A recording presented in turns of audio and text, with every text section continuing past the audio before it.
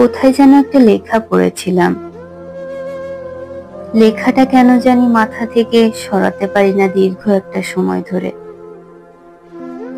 তোমাকে একজন পেয়েছে মানে আরেকজন কি বিভৎস ভাবেই না তোমাকে হারিয়েছে। লেখাটা খুব ছোট, কিন্তু পৃথিবী সমান বিশাল কথার গভীরতা। কেউ একজন দিনের পর দিন, মাসের পর মাস, বছরের পর বছর কাউকে নিজের করে পাওয়ার স্বপ্ন দেখে যাচ্ছে, অপেক্ষা করে যাচ্ছে।